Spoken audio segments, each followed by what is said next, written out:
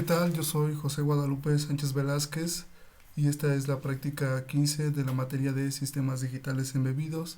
Esta práctica se llama conteo de 0 a 9 con un display de 7 segmentos de ánodo común y un botón. Los materiales que ocupamos para esta práctica son dos push button, dos capacitores de 22 picofaradios, un cristal de 4 MHz, una resistencia de 4.7 kiloohms, 7 resistencias de 220 ohms, un display de 7 segmentos de ánodo común.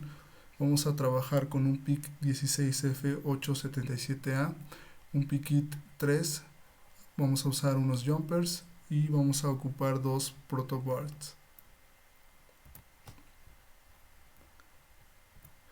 El diagrama de conexión para esta práctica es el siguiente. Como sabemos, tenemos el sistema mínimo, agregamos dos elementos nuevos que es un push button, una resistencia de 220. Entre ambos elementos tenemos una conexión a 0 y de este lado tenemos el display de 7 segmentos de ánodo común con sus resistencias de 220 ohms cada una. Y bueno, ya hemos mencionado también la configuración de este display, donde tenemos 7 pines que se nombran desde A hasta G, y de la misma manera tenemos conectado el pin A del display a B0, que se encuentra en la patita 33 del PIC, y conectamos cada uno de estos pines hasta llegar al pin G, que va conectado a la patita 39, que es RB6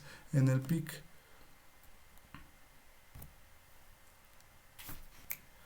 Aquí tenemos el código y el objetivo de esta práctica es aumentar el conteo de 1 en 1 en cada pulsación en el botón. Este conteo se tiene que ver en el display de 7 segmentos. Para ello, en la línea 2 definimos el estándar IO en el puerto B, definimos como salida los primeros 5 pines del puerto A y definimos como salida todo el puerto B. Entonces en la línea número 7 del código podemos observar que creamos un vector de 10 posiciones, en donde cada posición representa un número que se va a ver en el display. El primero es el 0, el segundo el 2, perdón, el 1, el tercero el 2, y así hasta la última posición, que nos estaría mostrando un 9 en el display. Definimos un conteo, el cual inicializamos en 0, y después antes de entrar al bucle mandamos a llamar la primera posición del vector, que nos muestra el 0, y bueno, dentro del bucle creamos un if, el cual tiene como condición que el pin A0, que recordemos está definido como pin de entrada, cada vez que este pin sea igual a 1, o sea que estén ingresando 5 volts a este pin, se va a acceder a este if. Dentro del if creamos un bucle que se conoce como código antirrebote. Este código lo que hace es mantener el ciclo de manera infinita, siempre y cuando mantengamos presionado el botón. Una vez que dejemos de presionar ese botón, vamos a salir de ese bucle. Este delay no debería ir aquí, así que lo voy a borrar. Y bueno, cada vez que salgamos de ese bucle, el conteo que está inicializado en 0 va a aumentar su valor en 1, y una vez que llegue a 10, ese contador se va a reiniciar. De esta manera podemos mandar a llamar cada una de las posiciones del vector que definimos previamente, en donde vamos a estar mostrando cada uno de los valores de 0 a 9 en el display, y esto se va a repetir, como ya sabemos, de manera infinita.